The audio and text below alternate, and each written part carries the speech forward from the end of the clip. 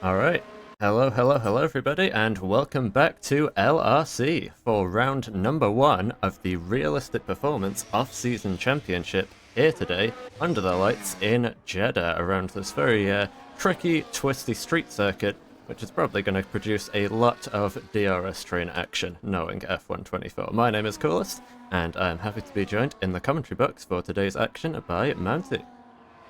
Hello everyone, glad to be here.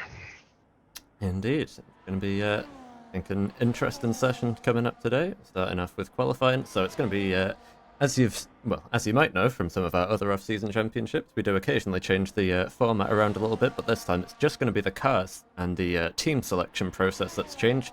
The actual format is going to be exactly the same as usual on the track, so the standard 18-minute qualifying session followed by a 50% race. So should be, that part is going to remain familiar at the very least for all of these drivers, but the car performance is going to be very different, obviously. Realistic means that the quickest teams in real life are going to be somewhat accurately represented here in the game, or at least from the 2024 season, obviously. A little bit behind schedule at the moment, but yeah, the way it's going to work is the fastest drivers have been set into the slowest cars, and the slowest drivers have been set into the fastest cars, so that should give us a very nice and very interesting convergence of performance between all of the drivers, and hopefully it will make for some even more entertaining racing than we usually see.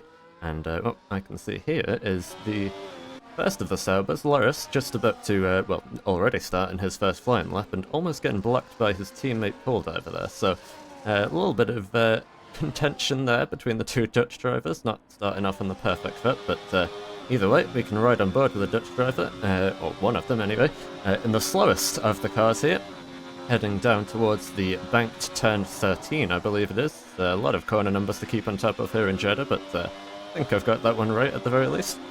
Now coming out of third corner, got some nice traction there, heading down towards this fast right-left chicane, easy to hit the wall on the inside, easy to spin on the curb on the left-hander, which Loris does get a little bit of oversteer there, but he's able to keep control of the car nicely. Now with the DRS open, heading down towards turns 22, 23, so real big confidence test this one. Gotta flick the car in, doesn't hit the inside wall, and gets it turned very nicely around that section.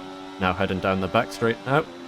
DRS wide open once again, as you can see, and it's plenty of time to think about how you're going to nail this final corner. It's a very late apex here, super wide entry, but narrows greatly on exits. Got to be careful not to hit either of the walls, which Loris does beautifully.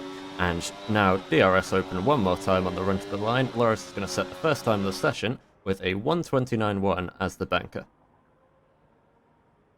It's really an interesting format, you know. If you see the cars, obviously Loris being a really fast driver, but already being almost half a second behind the other people's laps already. So it's really going to be interesting to see if they're really going to be able to do anything in qualifying, or if it's really just going to be all about the race. Maybe like pull a Hamilton performance like he did in Brazil back then, where he started at the bottom of the grid and he went his way back up in like 5 laps or anything like this. But let's see if those like fast drivers in the slower cars can really still put up great laps. Like right now, Lewis is in 4th place, behind in front of the McLarens, which have a great car in this format.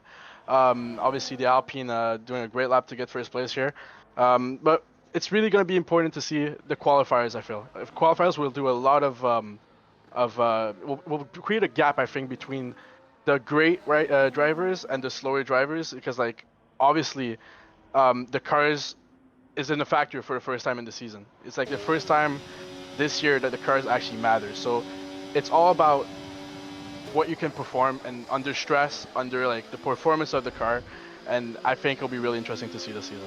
Indeed it will, as we ride on board with one Mr. Zuxon here, for once not in the Mercedes, as we've been very used to seeing him in.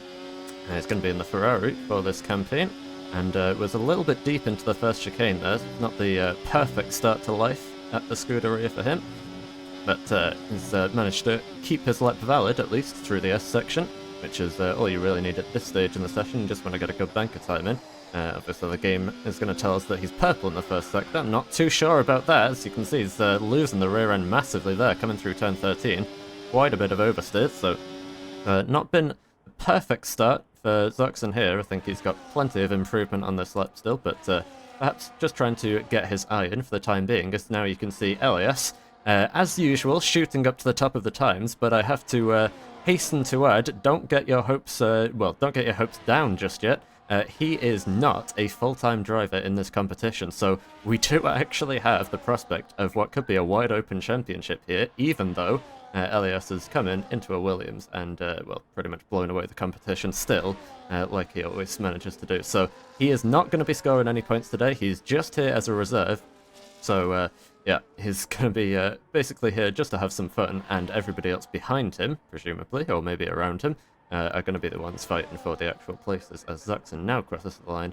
Only a 29.5, but to be fair, considering the amount of mistakes on that lap, I think it's could have been a bit worse. Yeah, of course, not a great lap from him, but obviously they're in different cars that they're used to. Obviously, the equal cars is really different, even with the loadout on the car. It's a whole different feeling. So it might affect certain drivers. Like I see, I don't know if it was to lead space here, but he completely went off track. I think it was, but it might play in the considerations of like getting used to the car. So this first race might be a bit choppy from certain people that are not used to race with realistic cars. Like maybe if you play career mode, maybe or not. But yeah, it's gonna be interesting to see if certain people can adapt better than the others. Yeah, it's, the handling in this game is already incredibly difficult on its own, so throwing in the unpredictability of the different types of car models, each of them handling slightly differently from the other. In fact, in some cases they can handle very differently from others. Some of them be very understeery, some very oversteery. All of these different characteristics for the drivers to learn and adapt to after a full season of running the equal cars is going to be yeah, quite a challenge, so I'd have to agree. I think this first race is going to be a bit of a learning curve. It might not be fully representative of what everyone is able to do in the long term, but what we're going to be able to see at the moment is Darth Keyman just finishing up his first lap of the session now, heads to the timing beam, and goes 5th fastest with a 1:28.9. I think he's going to be looking for a little bit more than that, but I think from previous experience, having raced in... a bit of desync with the Aston there. Don't think he actually hit the wall, but you can never be too sure. But what I was going to say... Oh, well, now speaking of hitting the wall, Keyman is going to do exactly that. Apparently he was going for a second flying lap straight away, and he clobbers the inside wall at turn 4. It's quite easy to do, but that is going to be him immediately out of qualifying, so scratch any kind of improvement on his part. Very costly mistake for him. Thankfully, it is very easy to pass around here, so he'll be able to make progress in the race, but that is not the ideal start to the season for the American. Jeddah being a street circuit is really narrow, so obviously a lot of overtaking on the straights, but fast corners, a lot of S's. Obviously, it's a lot of technique around this track. Personally, a lot of people might not be comfortable in this type of races, sorry about that, compared to another race like Spa or anything like this, a sectional circuit. Like it's really some corners are there's no gap for errors. Absolutely not. You see, you can go off track, you can hit a wall. It's really really tight. You have to be real on your A game this race. Indeed, as his fellow countryman Keyman, Blazer is going to cross the line to go P10 on his first lap. Blazer, I believe, is on the wheel this season, so his first time doing attempting a full competition on the wheel, so he's not going to be quite at his usual pace, and that is why he's in at the Mercedes. So, first lap for him is going to be just a solid bank of time, and not much more than that. I think he will be looking to improve on that still. Into a little bit of a lull in the session in qualifying, as usually happens around the midway point, with 8 minutes left to go.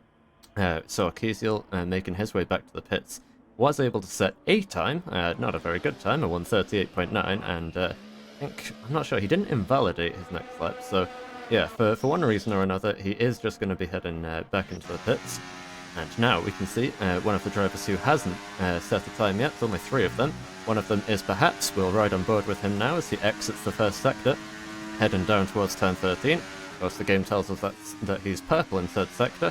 No idea if that's actually accurate or not, but we'll see what the Finnish driver can do. He's a man of many different results. It's very hard to predict with Perhaps how he's going to manifest his performance. Sometimes he can be very strong and very impressive. Other times he can be 3 seconds a lap off the pace. So no clue which Perhaps we'll be getting this time around, but it seems like a decent lap so far.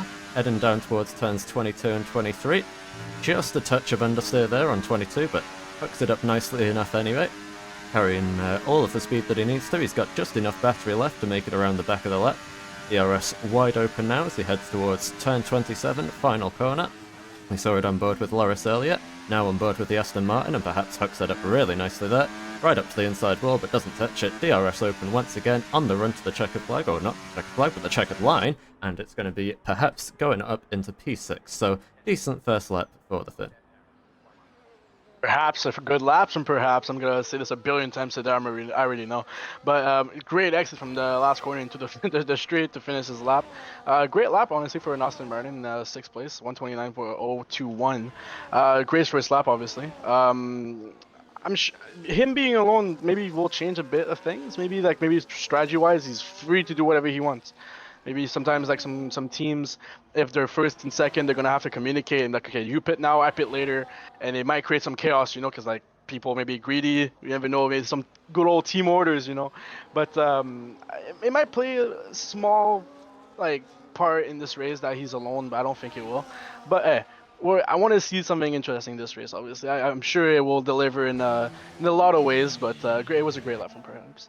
And speaking of team orders, we did see what seemed like a little bit of team play there from the two Sauber drivers. I think it was Paul Diver just giving Loris a bit of a tow coming around the back of the lap. It was a very distant tow, but nonetheless it was seemingly able to help the Dutch driver get up into P5. But yeah, I think you can really see there that the car is certainly hampering Loris more than what his performance would usually suggest he should be.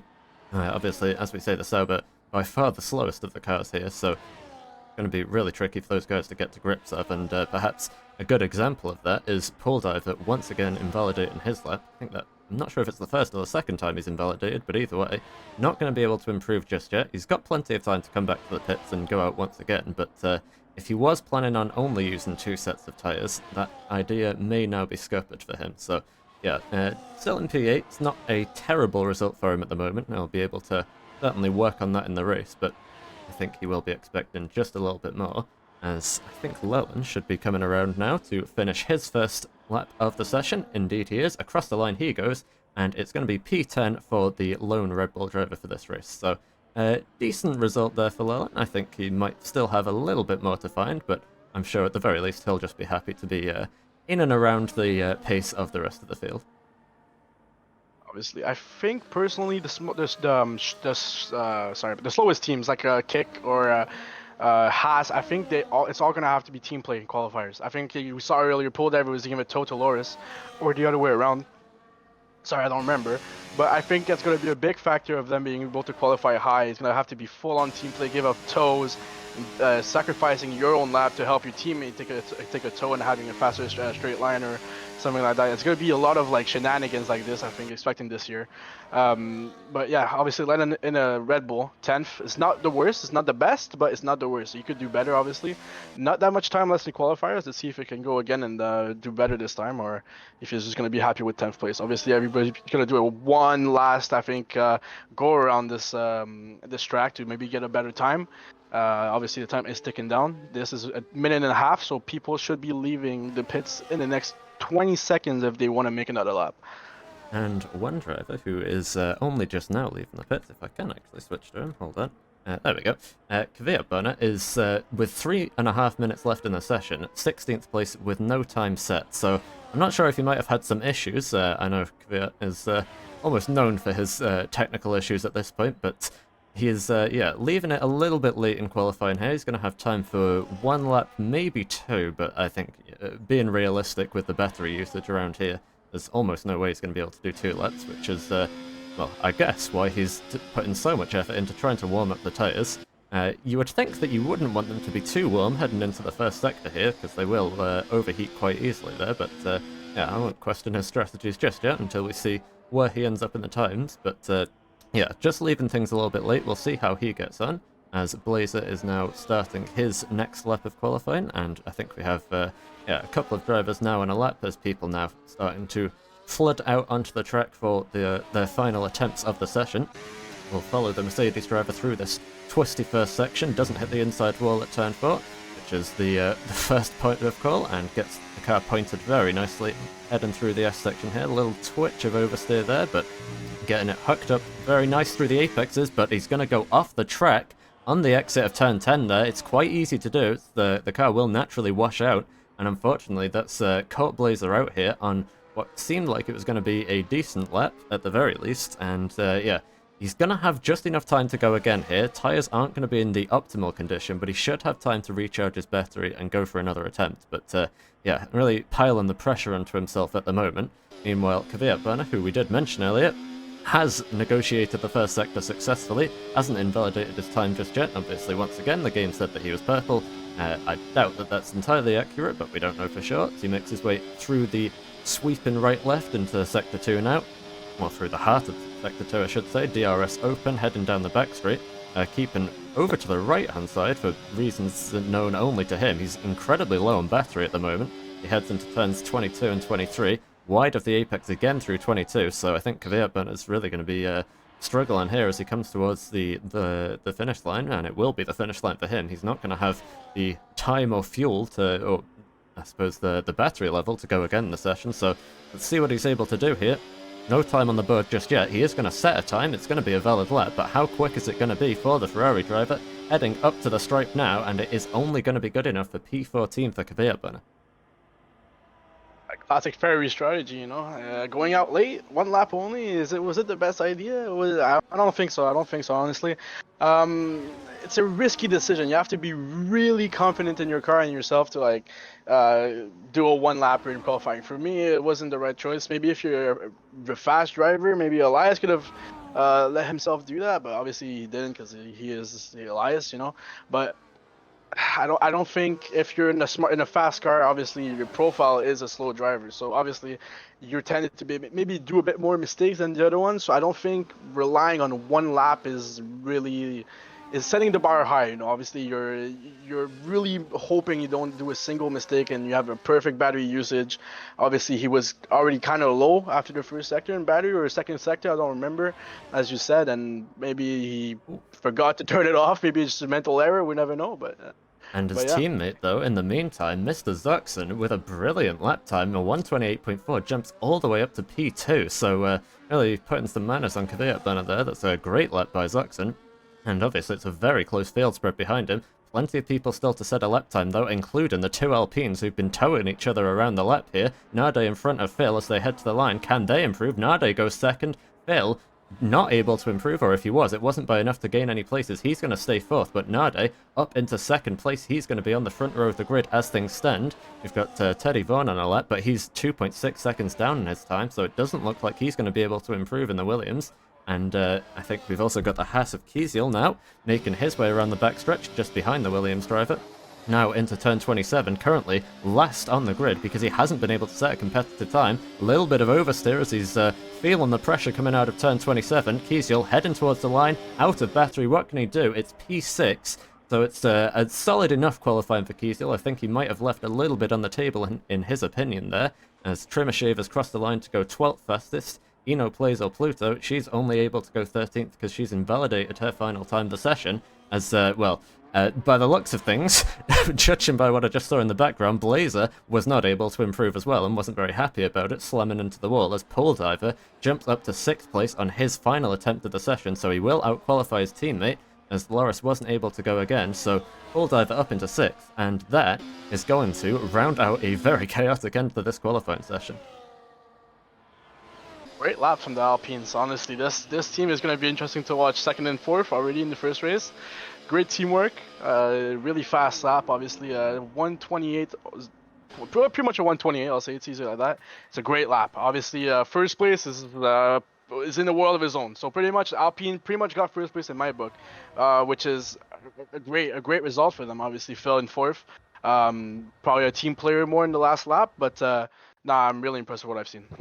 And just received some confirmation there, some inside intel from Blazer. He ran out of fuel whilst 4/10 up on his lap, so that is yeah, devastating to the Mercedes driver. It means he's going to be starting 16th and last on the grid. Had he finished his lap, it would have been at least around the P12 mark, you would have to imagine, but yeah, very unfortunate stuff for him. So he's going to be joined by Kvyat on the back row of the grid.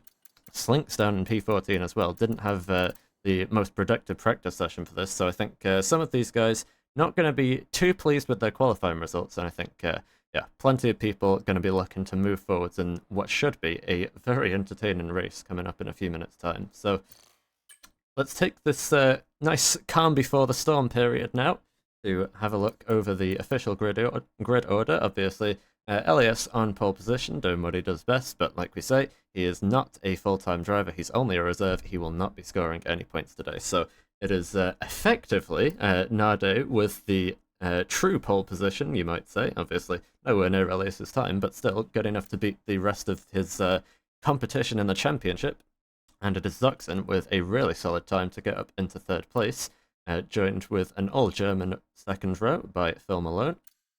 Then Teddy Vaughan, first of the 3 Americans on the grid in P5, with Pole Diver 6th. Kiesiel and Loris will line up 7th and 8th, with Q-Man 9th. Leland in 10th, so he does manage to stay in the top 10 on his first race for Red Bull. I think he'll be relatively pleased with that, ahead of perhaps in 11th.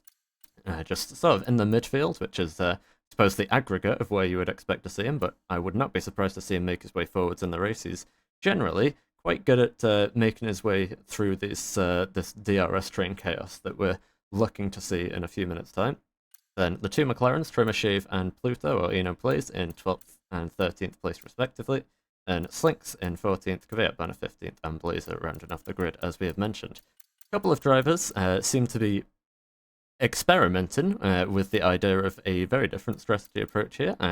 Eno Plays on the soft tyres at the moment, with Slinks and Kvyat on the hards. Makes sense for them since they're starting a bit further down the grid. Everybody else currently on the mediums, so it does seem like there's going to be a little bit of strategy variance here, but it's going to be generally relatively straightforward, and I would have to say I'm not entirely sure that Pluto's strategy is going to work, but if she does get a safety car at the right time, then it could end up playing into their hands quite nicely.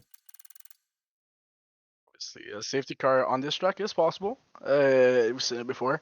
But yeah, obviously everybody has different strategies. They'll try to experiment the first race. They'll try to see how their car reacts. We'll see with the different tires and how they can manage it. Obviously, first race of the season equals experiments. Obviously, like we'll see how people can manage their tires as well as possible, because this circuit is really tough on tires.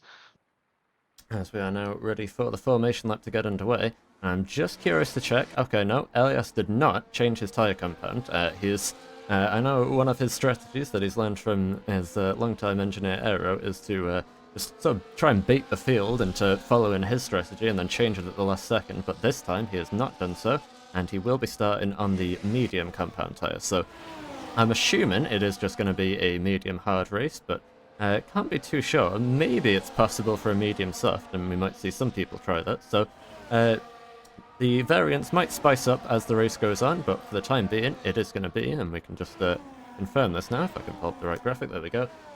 Vast majority of the field on the mediums. Pole Diver was another driver who did switch to the hard tyres, so be interesting to see what he can do on that offset strategy.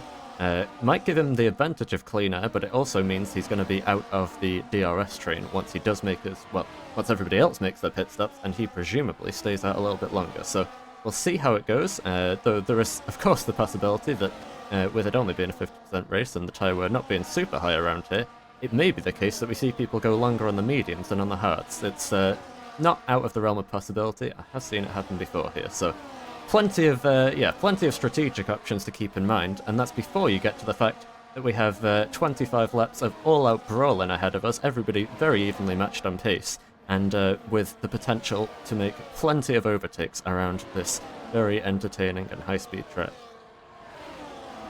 I just want to correct myself. I said this course was hard on tires. I did the opposite. I meant to say it's not that hard on tires.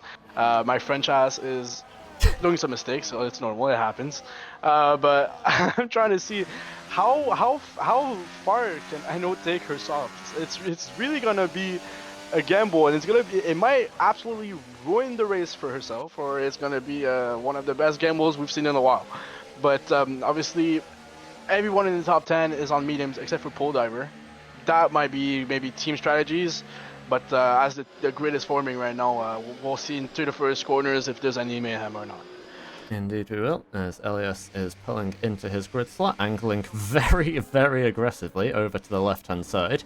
Nade not really engaging in those kinds of mental games. He's just going to be lining up straight, eyes on turn 1, and seeing if he can replicate what Oscar Piastri was able to do in the real-life race this time last weekend. Blazer now pulls into the final grid spot in P16, and we can get ready to go here with the first race of the Realistic Performance Championship. We've got 3, 4, and 5 red lights.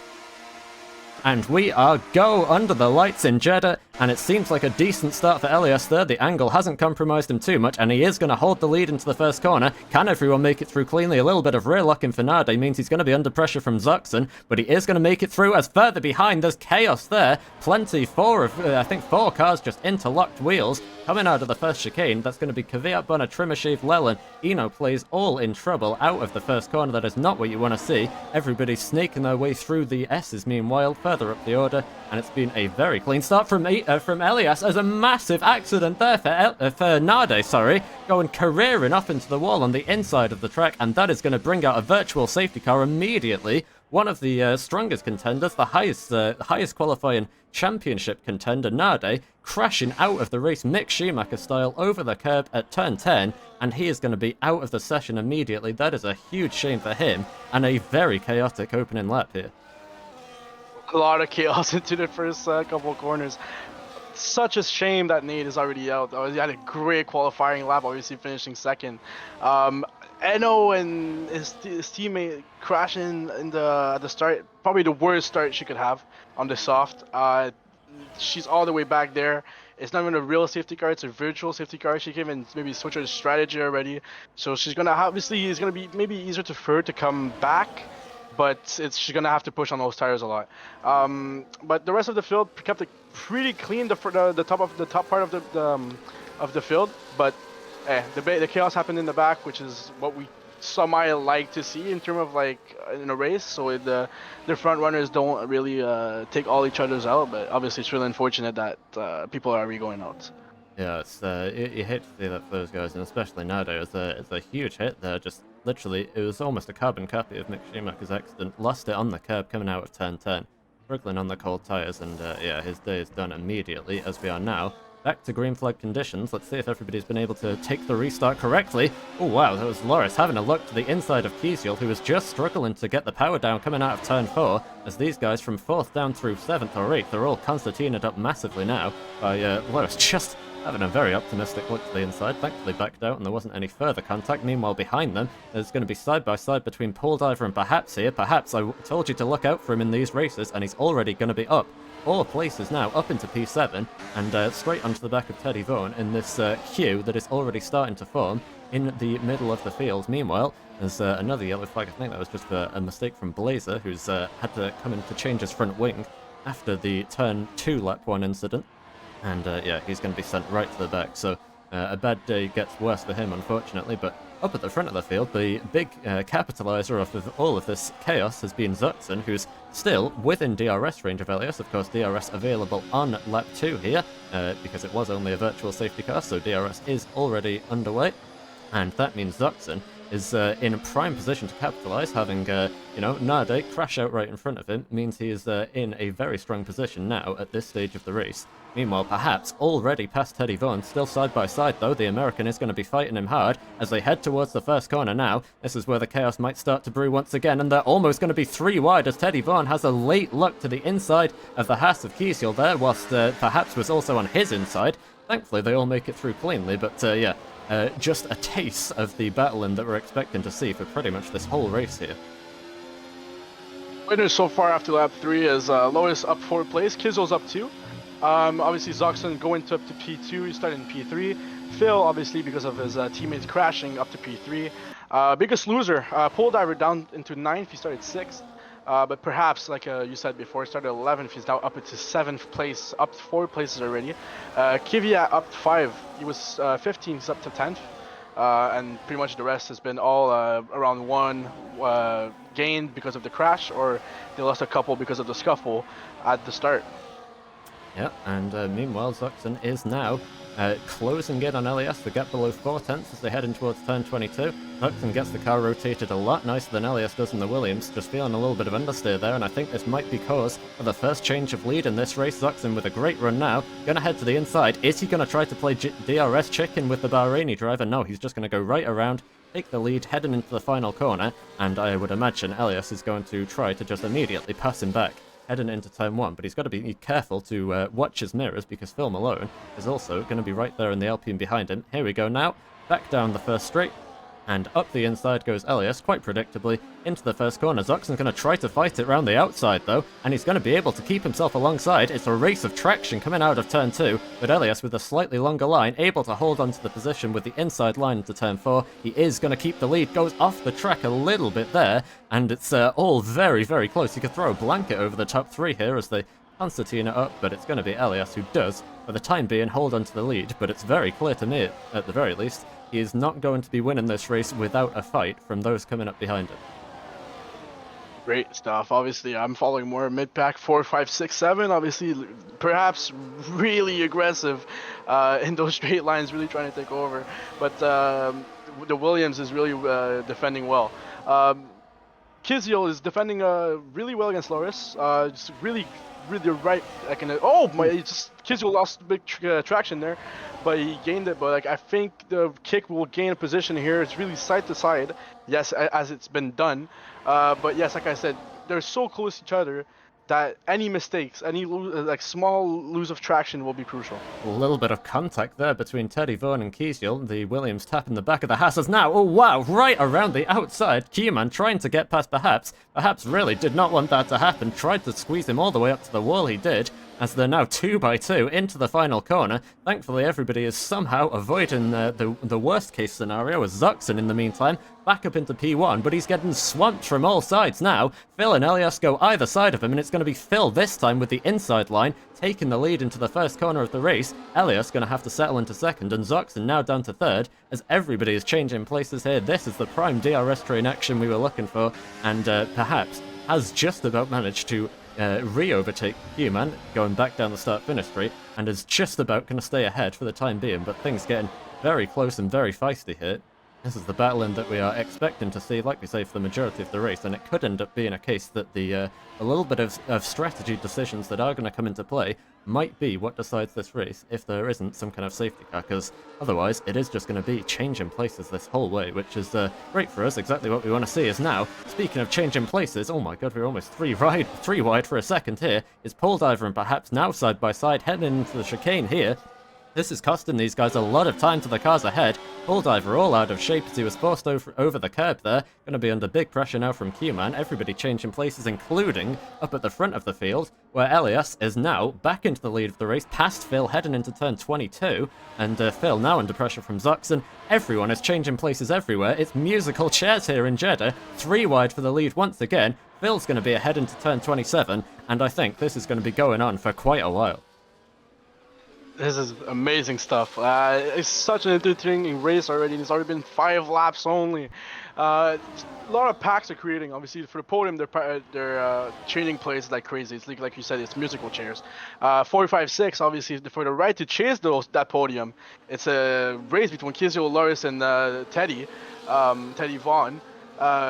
Switching as well. The DRS is so important in this track. 3 wide almost here, and also 7, 9, 10, 8, 9, sorry, 7, 8, 9, with Pool Diver perhaps in the other Haas is just there maybe like looking for a mistake, but it's so close. It's literally almost nose-to-nose driving, full-on throttle, DRS changing. It's I love this type of racing. It's what we want to see with this format. Yeah, it's absolute, it's absolute chaos, pretty much. It's so close between all of the drivers, and speaking of getting close, once again, Teddy Vaughan taps the back of Kisiel. Still hasn't been able to get past the Haas driver, despite having a couple of stabs at it.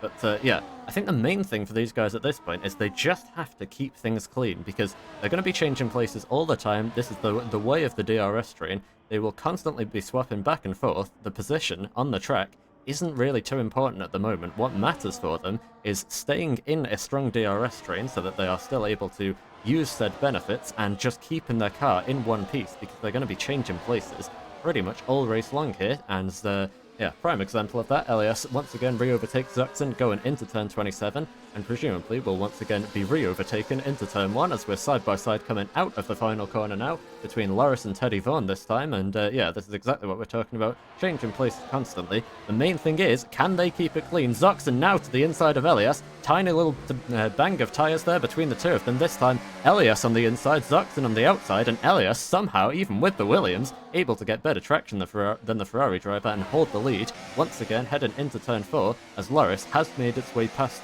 Teddy Vaughan, holds onto P4 for the time being, but Teddy Vaughan with a mental switchback there, gonna go right round the outside into turn 8, getting very close together between the two of them, taps the wall on the inside of 9, surely they can't stay side by side there, there was even further contact between them, and yeah, Teddy Vaughan is going to have to rescind the position because he overtook off track, now he's going to be under pressure immediately from Kiesiel coming up his inside, and yeah, it's 2 by 2 once again here, perhaps some Paul Diver also side by side behind them. I think Teddy Vaughan's going to have it here, but it's going to be, well, who's going to be willing to back out? It is Teddy Vaughan who backs out, and he is still going to be behind Kiesiel after all of this chaos, and despite almost being up into P4, it is just, yeah, pandemonium on the racetrack right now. You said a couple of minutes ago that penalties will be so crucial to keep it on the track. Obviously, 2 penalties already. Teddy Vaughan and Lois got a 3-second each. That 3-second brings them down to P9. And they're in 4th and 5th right now. So, I mean 5th and 6th, sorry. It's really, really, really a slap on the wrist. You have to keep your car between those lines at all time. You cannot do contacts as this is... Well, I think there's contact at the back. I think I saw a little front wing piece from the Haas flying. But will they keep fighting and maybe try to create a gap? I don't think it's... Because obviously, if you fight and fight and fight when you have a 3-second penalty, you might... Wow. Yeah, contact there. Like you might, like I was gonna say, you might create contact like this. So it's really risky to start fighting like this, and it might ruin your own race. As Elias and Zuxin now trying it side by side coming through the middle sector, and that might also through the first sector, and that might have just given Phil Malone a very good opportunity here because he has broken DRS at the front of the field. If he can nail this middle sector and stay out of DRS, that could be very powerful for him, but with Elias and Zuxin still DRS training each other effectively, I think it is going to be hard, but this might just be a golden opportunity for Phil. We'll see if he can capitalise on it, as further behind them we saw, yeah, there's still the exact same chaos rolling into turn 1 about 17 wide between the battle for 4th through 8th place. There's another yellow flag on the track once again, it's for Blazer who's, yeah, he's, oh, sorry for a second, there we go, he's round. On the track here as the McLaren's going to come through. Wow, there's a little clip there from Pluto, who probably wasn't expecting to see the McLaren in the middle of the road, but thankfully everybody keeps going, and yeah, a bad day goes, well, a bad day gets worse and then gets even worse for Blazer, who's just having a torrid time of things at the moment, and Pluto picks up a penalty for troubles as well. Meanwhile, back in the action at the front of the field, Teddy Vaughan now past Loris and up into P4 successfully, but obviously that's going to be more than likely to change once again once we reach turn 1. Phil has been able to hold the lead this time, but he has certainly not been able to break DRS, and yeah, Elias was having a look at the inside, Phil able to defend it nicely through the second apex at turn 2, and is going to stay in P1, just as Elias was having a look to the outside at turn 4, but yeah, unfortunately for Phil, he was not able to take the opportunity that presented itself. It was always going to be a very tall order for him to try and break the DRS there, and it does mean the battle in the top 3 is going to continue to rage on, and it's going to be a question of if anyone behind them in the train from 4th down to, well, I mean, this train just stretches practically through the entire field at this point. They've everybody's been getting involved. So, yeah, it's going to be a question if any of these guys can make their way towards the front pack, but I think knowing the way these trains work, it's going to take a safety car for that to be able to happen, or some kind of strategic miracle. So we'll see what happens here, but I think it's going to be a case now of everyone's locked into their individual trains and trying to fight for every position they can in those battles. This is insane. The middle pack action is literally what you dream of as a broadcaster or even as a viewer of Formula 1. Perhaps, probably has balls as heavy as his car right now. Like the moves he's doing to defend against Darth, I've never seen before. But they're fighting so much. Obviously, it slows your car down. That even Kvyat and Trimmershave has caught up to them. The gap used to be like 4 or 5 seconds. The gap is only 1.1 now. It's almost on DRS. So the DRS strain as Teddy Vaughn goes into pits here, but the train from DRS starts from 5th and it goes all the way to like 12th place. It's amazing. Yeah, it's well, complete chaos. Those guys, it really goes to show how hard the guys in the quote-unquote midfield battle from 4th down to 7th or 8th have been fighting, because it has now allowed, like you say, pretty much everyone else in the competitive field down to P12 to catch up and get into the battle. As you say, down currently in P12 and just exiting the pit lane is Teddy Vaughn, as the first driver to come into the box in this race, and straps on a set of hard tyres. So that is going to give us the first indication of how the strategy is going to play out here. 9 laps on the mediums, and it's going to be 15 on the hards for him. So I think medium hard does seem like the most likely strategy. I wouldn't expect that the softs are particularly good around here. So yeah, let's see if anyone tries to do anything different. If anyone tries to go medium to hard, or even hard, if anyone tries to go medium to soft, or even hard to soft. But yeah, it's going to be something, just another tricky layer to keep on top of with this race of many different facets and constant action. Speaking of which, up at the front of the field, Mr. Zuxon getting swamped once again. This time it's Elias on the outside, but Elias has a little bit of a lock up there coming into turn 27. Going to allow Phil through. I wonder if Elias is going to take that as a cue to come into the pits. No, going to stay out for the time being, and that is the real strategic element you've got to consider here. Is you can get clean air by coming into the pit lane, but you are also going to lose the DRS train, as Elias getting very close to Phil there. The two were side by side around the first corner, and Phil is just going to hold on to it for now with the inside line at turn 4. We'll just wait and see. Yep, no contact between the two of them, and they will live to fight another day. As now Pool Diver, those hard tyres are starting to work into his favour, as he is now up into P4, although he's going to be a little bit wide going through turn 5. Loris is going to have a look around the outside. Thankfully, he does decide to back out. Don't really want to be putting moves like that on your own teammate, but yeah, so getting close between them as Loris goes off the track. He's on 6 seconds of penalties now. Yeah, 6 seconds is pretty much a race pretty much over, unless some NASCAR crash happens behind you. I don't think it. So maybe team orders will come in. Like maybe he's gonna try to back up, perhaps, and maybe leave Pole Divers, maybe create a gap, because obviously none of them has pitted yet. Pole Divers on the hard. We don't know if he's trying to go all the way for the soft, so that might pay off. That might backfire. We never know. Like, 'cause we had one soft try at the start of the race, and the driver crashed. So we can't really take that as an experiment or anything. It's just unlucky. But I think right now it's really a factor of who goes to pit first and who like wants to do the first move. Because I feel like a lot of people are hesitating to go in the pits now when the window is open. So let's see who goes in there first. It's going to come. Well, it's going to be Elias and Phil. Zuxon is going to stay out up at the front of the field. So that's a risky call from him. We'll see if it works out, because what I was going to say is the best strategy might just be to basically come in at the same time as everyone else in your DRS train. But yeah, a couple of drivers in at different times here. It's going to be, well, if we got in, for some reason the game's not actually telling me who's in the pit lane, which is not very helpful. There we go. Elias is in the pits with Phil, and Teddy Vaughn is going to be coming through the first couple of corners now, and he has gained so much time on those guys, and he's going to have fresh, well, he's going to have warm and fresh hard tyres. So yeah, Teddy Vaughn might have just played this really nicely to get a super strong undercut here. Loses the back end there. If he can latch onto the back of Phil now, make the most of the heat he's got in his tyres through this first sector, Teddy Vaughn might just be able to catapult himself from the second DRS train up to the first, and maybe, just maybe, put himself in contention to try and fight for the win of this race. He's just on the bubble of that 1 second window right now. 9/10, it was up at a second, it's now down to 8/10. So I think Teddy Vaughn might have just nailed his strategy here. Obviously, like we say, it was a risk to leave the DRS train, but it might have been a risk well worth taking for him.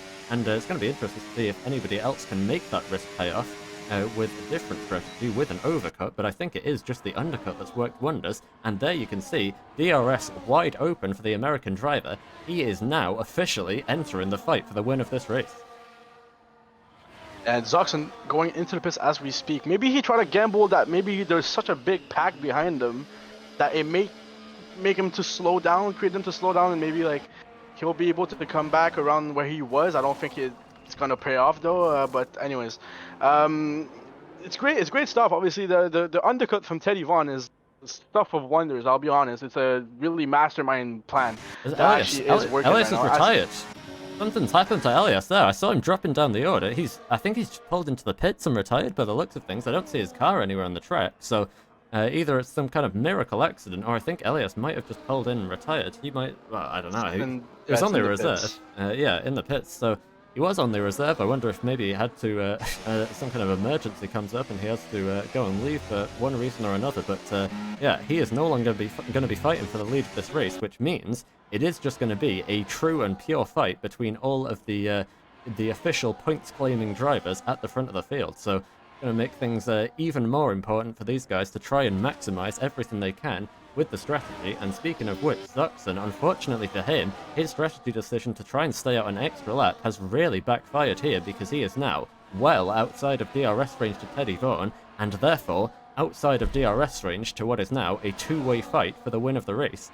Unless he can somehow use those slightly fresher tyres, one lap fresher tyres, to close up back to the guys ahead of him. It's going to be tricky, but maybe, just maybe, if they do fight hard enough, Phil and Teddy, Zuxon might still have a chance, but it hasn't worked, the overcut for him, as things stand, and here we go. First battle between Phil and Teddy, heading down towards the final corner, as we have safety car out.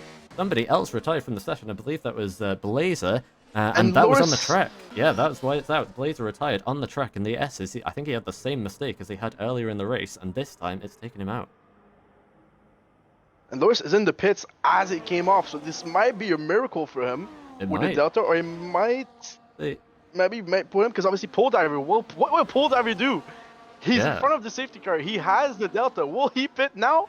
With the mediums, what is he going to do? He stayed out with his teammate, working the toe and stuff like that. So maybe I'm really excited to see what he's going to do. Obviously, he's far from the pits because the safety car happened as he was crossing the line. So this might be the little ick in his game plan, but obviously what's going to happen with this safety car?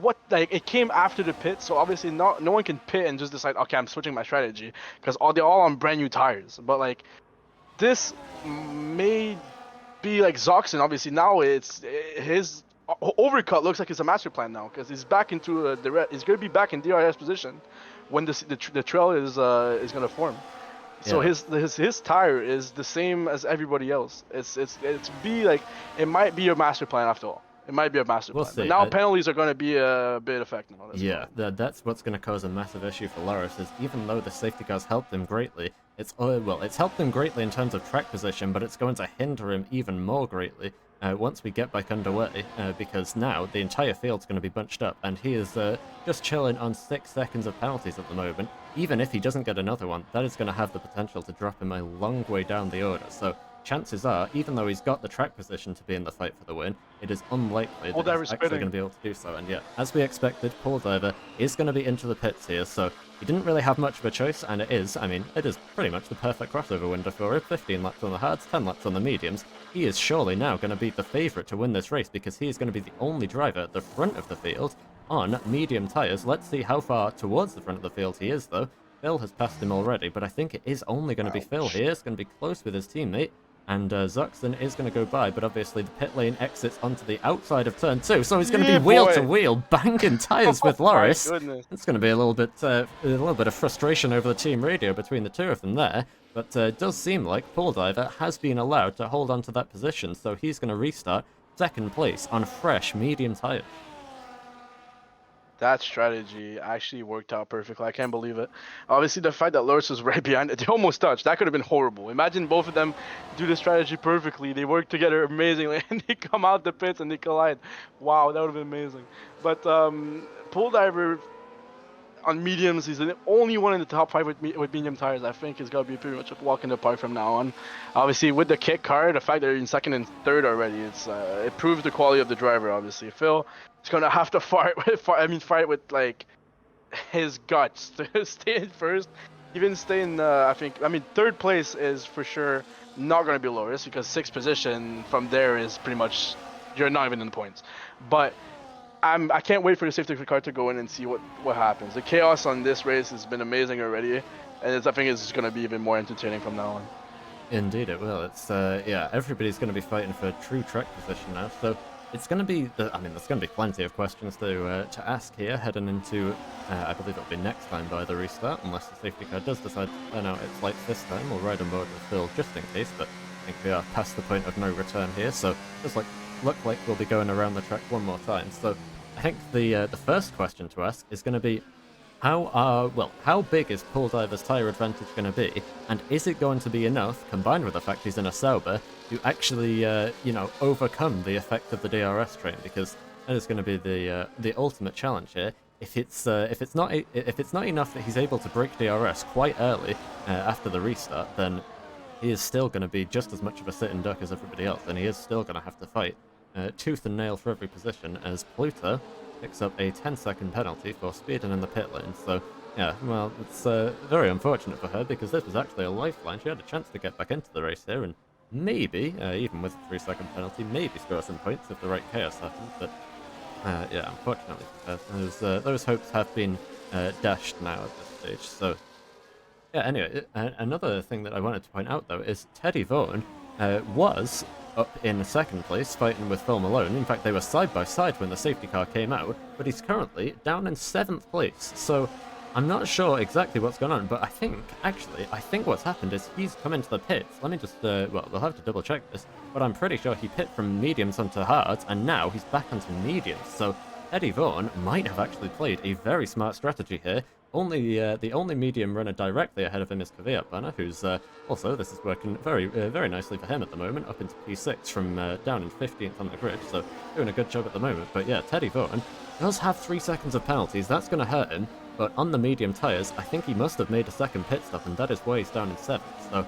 So many storylines to keep on top of here, and we are going to have a lot of action brewing once this race gets back underway in presumably a few minutes' time. Teddy Vaughan has got 2 stops on the detail sheet, so I assume that's what happened. But I'm going to bring back position changes. So obviously Phil up to first place, he started 3rd. So obviously it's a great race for him. Will he keep it on? We never know. But Pole Diver, great race so far. Loris, great race. Minus the penalties, it's a great race. Zoxon, the fact that he kept it on all this time is doing great. Obviously he's on hard, so obviously probably the worst tire to be under a safety car, because they get cold really fast. So obviously if you can't manage your tires, you'll be in trouble. But if you can, it's a great compound. Obviously Darf in the Haas is a great jump from 9th to 4th, as I'm gonna let you talk about the green flag incoming.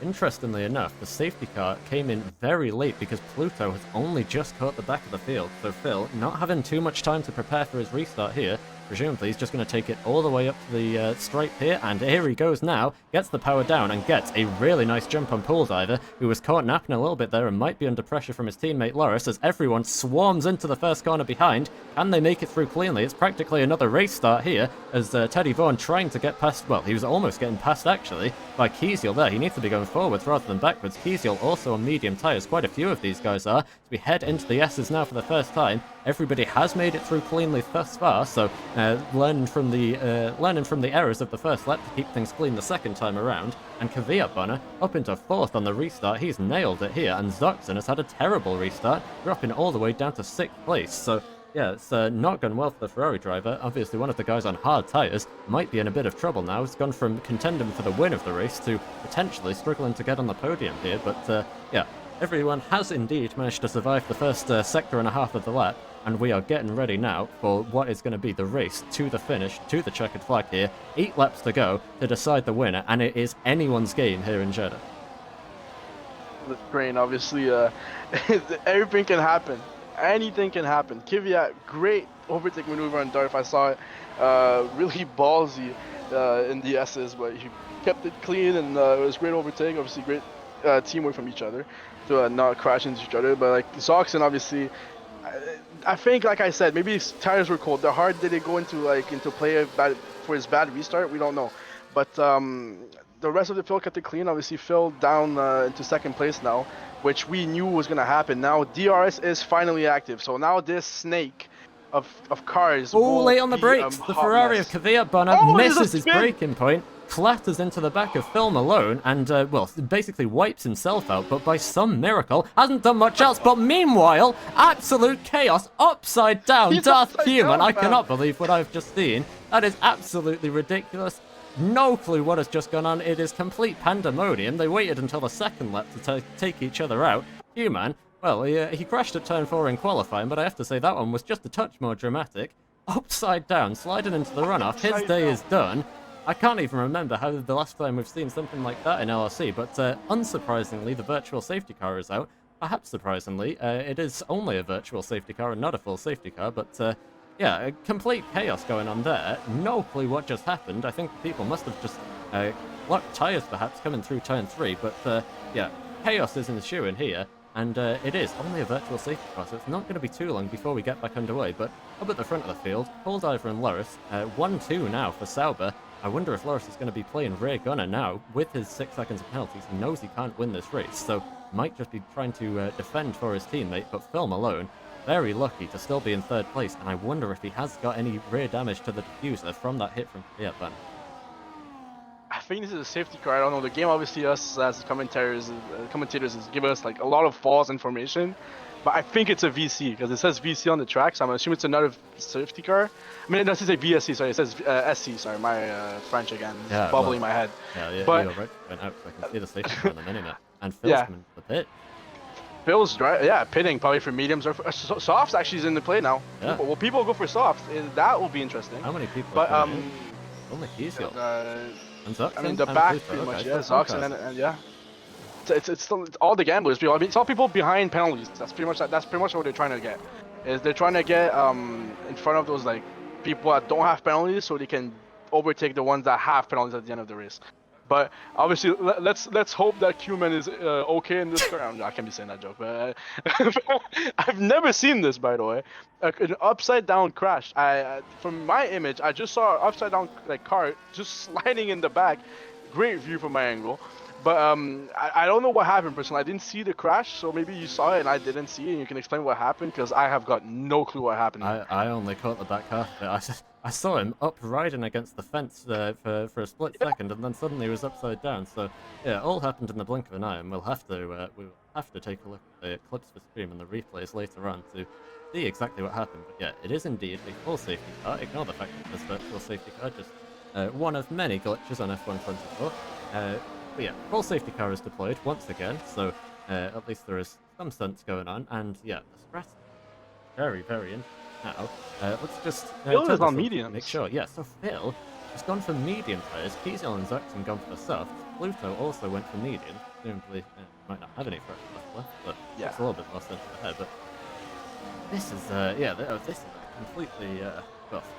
There is no shortage of intrigue in this race, let's put it that way. So, Loris is now the only driver on the hard tyres, but he is right behind his teammate in 2nd place. So, I would have to assume, if Loris is looking to foster a good connection with his teammate this season, he's probably going to be trying to play rear gunner here, just sitting behind Paul Diver, and see if he can help him get the win of the race, knowing that with 6 second penalties, he is not going to be able to do so.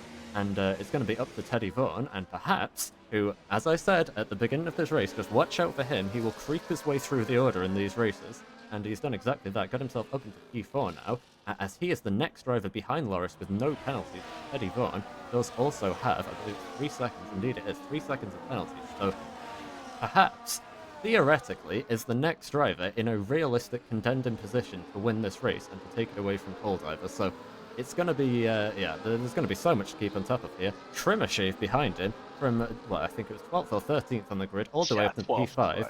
The peak Trimmer shave drive, just avoiding all of the chaos going on around him and keeping his car in one piece. No penalties for the Bulgarian, and he is now in a great position to see if he can try and throw his hat into the ring for what could even be a podium for, I wouldn't even know if he's even got a podium in LRC before, but if he has, it has been a long time. So this could be a very, very impressive result for him in McLaren.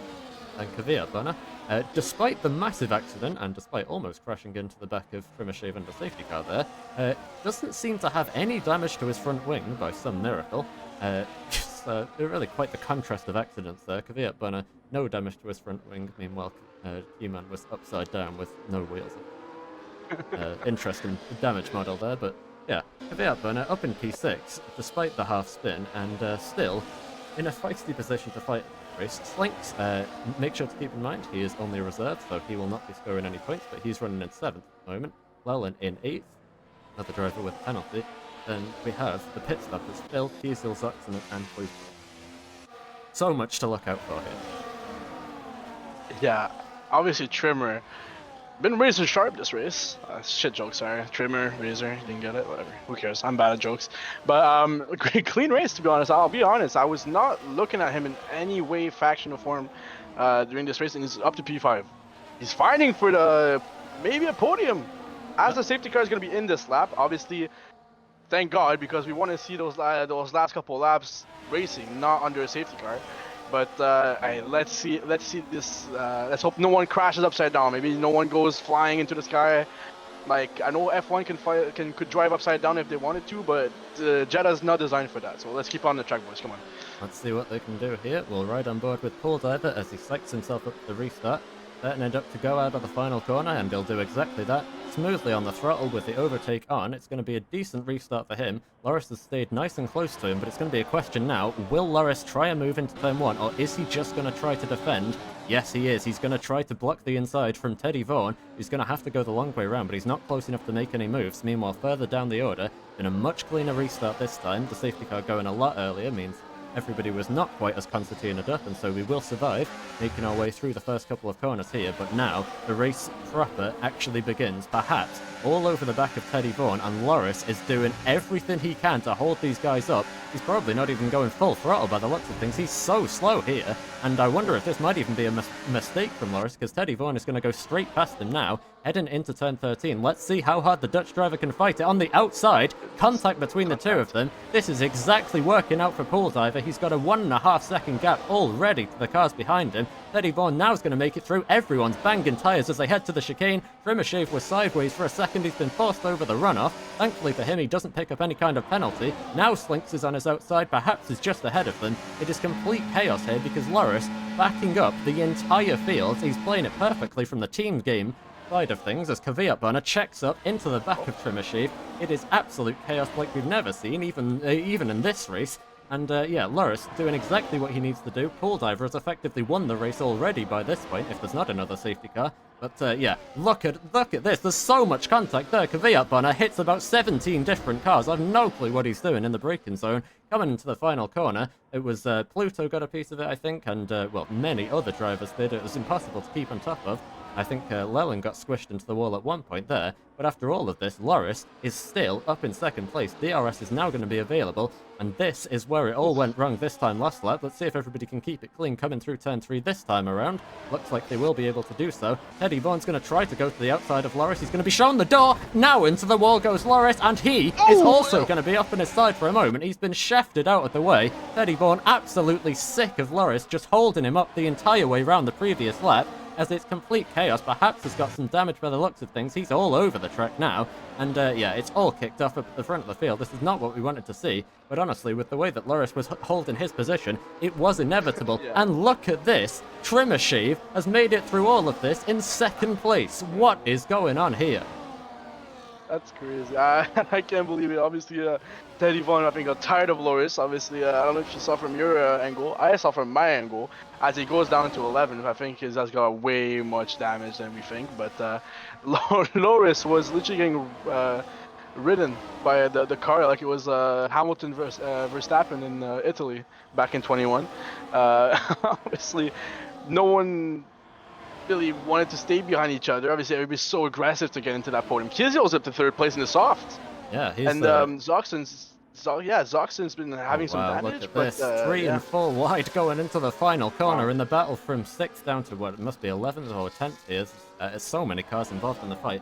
Perhaps one of the innocent victims of the contact at turn 4 and 5 there. He's got a lot of wing damage, but he's still going to keep fighting. We're almost 4 wide for a second into the first corner. This isn't going to work. There's contact once again, and this time it's the Alpine of Phil getting spun towards the inside, or half spun. Teddy Vaughan's retired from the session, and Loris has joined him in doing so. Both of them in the pits, though, so he will stay. Green flags out on the track at the moment as this train of cars, the swarm, makes its way through the first of the sectors of this lap. And yeah, perhaps just trying to hold on, but this is where that damage is really going to be hurting him now. Kvyat Burner getting held up behind him. He's hit enough cars today, doesn't want to hit another one. Perhaps now gets a penalty from going off the track.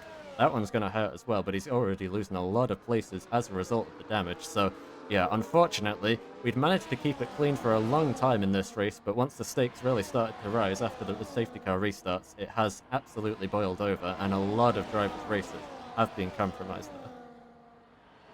I'm seeing here Kizil in second place and Zoxon's in fifth with the soft tires. Phil went on mediums and he's in ninth place. Did he not have softs? Because that gamble absolutely did not pay off. I don't know if he tried to go on softs and accidentally he went on mediums again. But we're gonna have to ask Oh him because wow, like now he's on the inside and just turns perhaps into the wall. I mean, perhaps turned across it. Now, I won't be taking any sides on who is to blame there, but even more contact. I mean, we're crashing in straight lines now, guys. Come on, this is yeah, I think the red mist is well and truly set in for a lot of these guys. And as you were saying, I think Phil maybe made a mistake on the strategy call, but I have to say, there hasn't really been much chance for the strategy to play out because the racing has been so chaotic. It's been more of a case of just survive the chaos that's going on up ahead of you, and no matter what tires you're on, if you're able to survive that chaos and make it through cleanly, then you'll be in a good place, and if you're not, you won't be in a good place. As now, Phil and perhaps just about sorting things out with plenty of force shown between the two of them, clearly not very pleased with each other for good reason, but the man who's benefited greatly from all of this, Paul Diver, will have, well, he's going to have quite the payment to make to Loris after this race because Loris's driving has absolutely secured him the W here.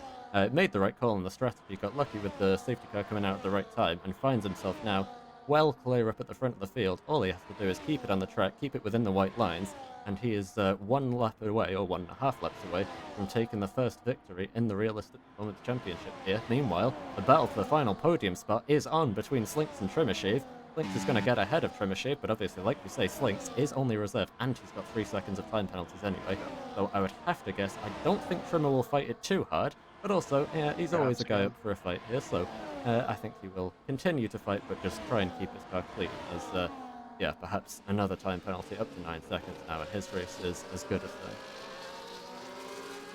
Some might call this drive to survive. I don't know if you're familiar with this, but it's a lot of chaos since the first safety car, you know. But obviously, it's kind of a sour ending, but it's still been a great. Obviously, I think perhaps perhaps called it quits there. I think this car really like he got the unfortunate side because I think perhaps drove a race he can really be proud of. I really enjoyed watching him defend and attack. It was something a work of art until the unfortunate damage got to his car. But obviously Trimmershave, really interesting for maybe driver of the day because he gained a lot of places. But obviously Pole Diver, like I said in qualifiers, these slower teams, like I would say, they're gonna have to work together, and that team play is, bro. He's gonna have to owe him a stake at the end of the day, bro, because that is some defending, a brick wall, I would say. But no, it's really well played from them. Yeah, there's no questions that can be asked on Paul Diver's side. I think on Loris, there will certainly be quite a few arguments made by the drivers as to the legality of his moves there.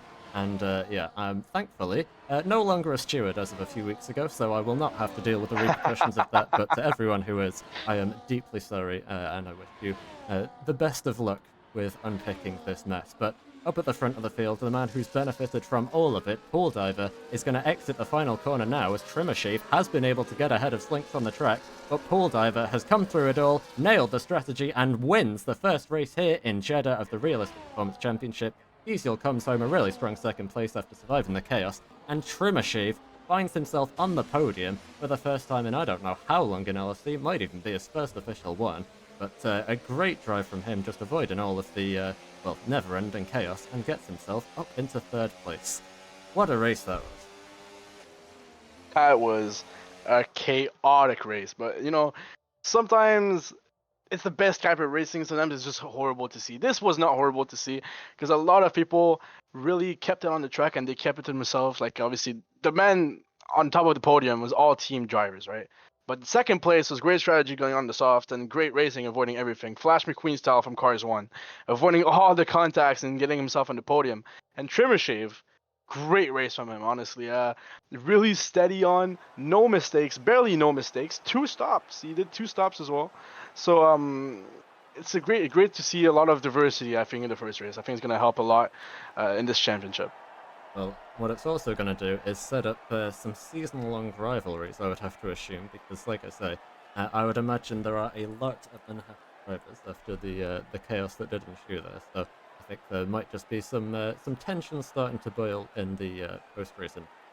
We'll have a few later, about 5 minutes time. But yeah, there is your podium, and yeah, Paul Diver is going to take victory.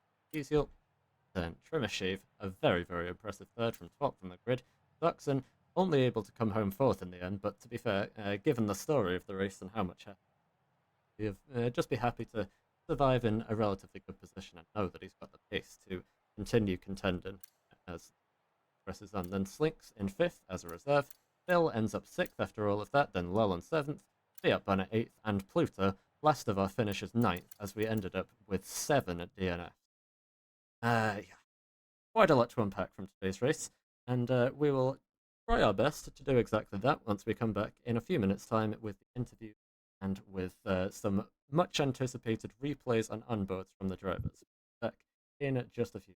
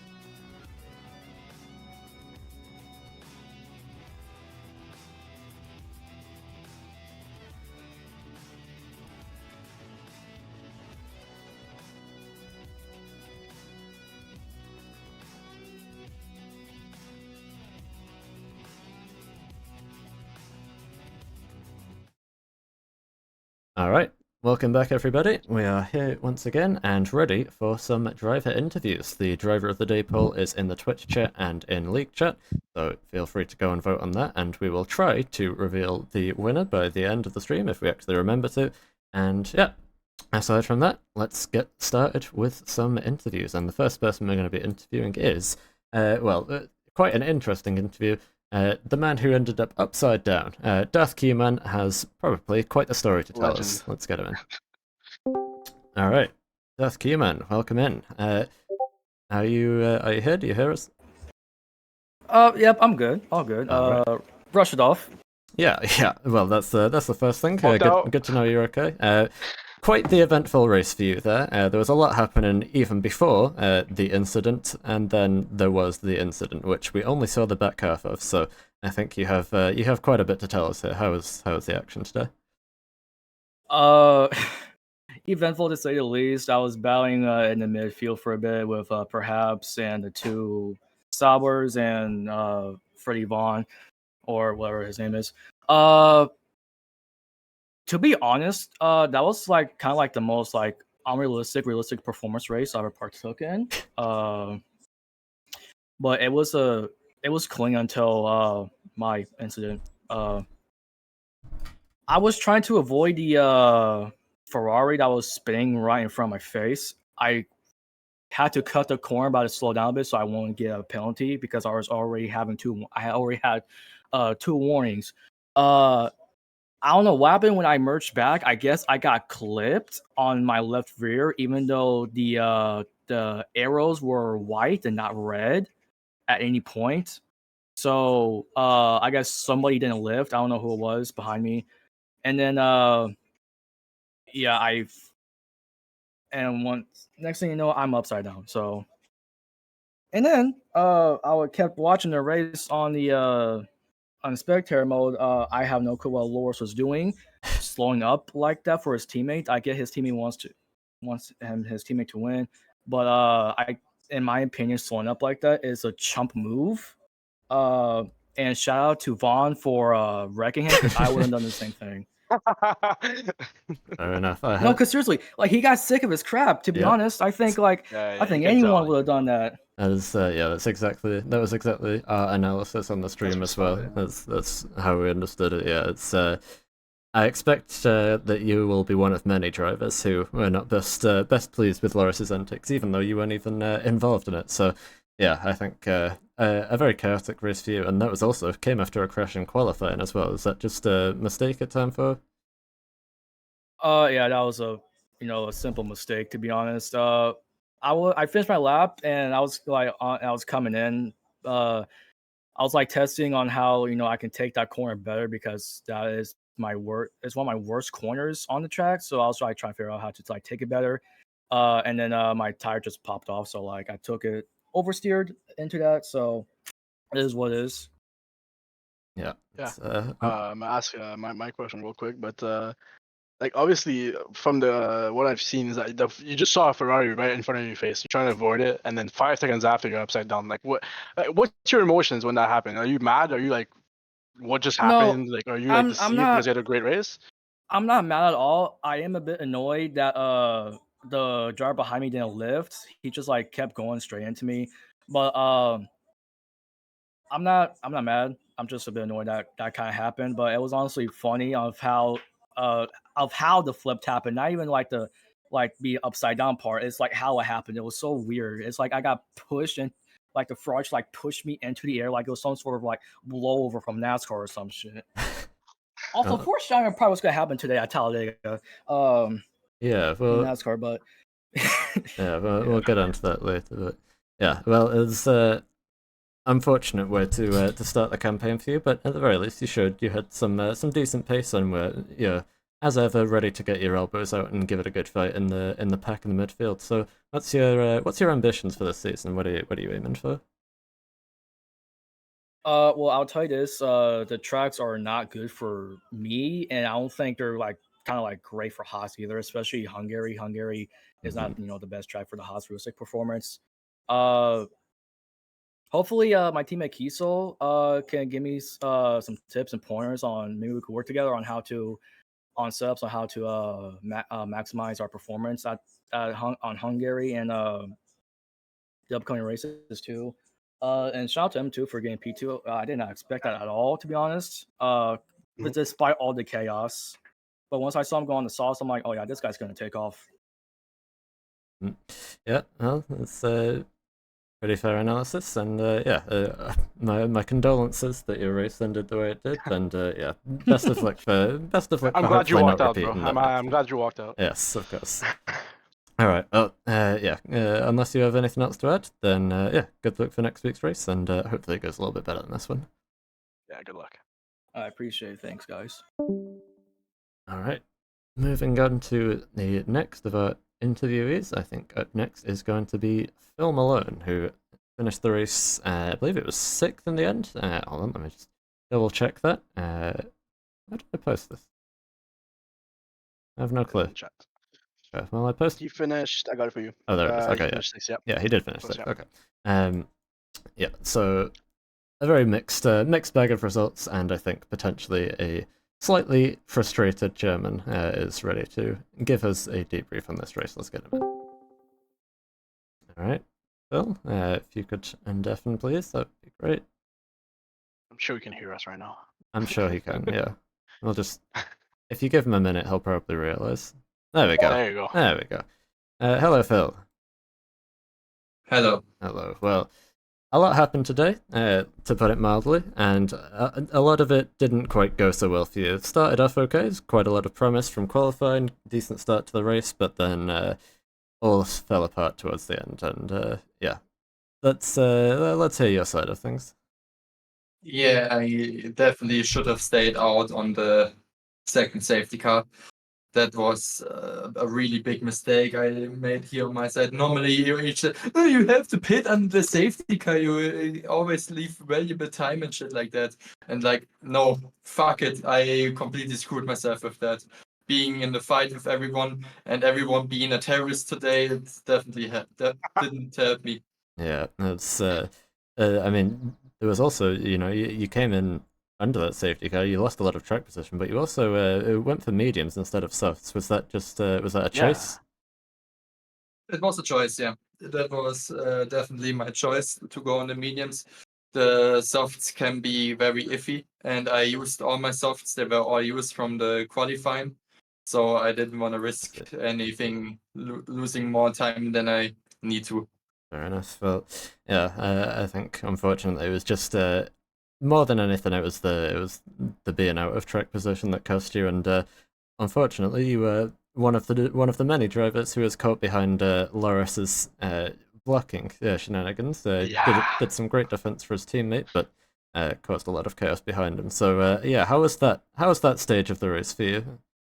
I didn't even notice that Loris did something, to be fair. Like I just got screwed because my restart was right on the apex of the last turn, I think turn 27.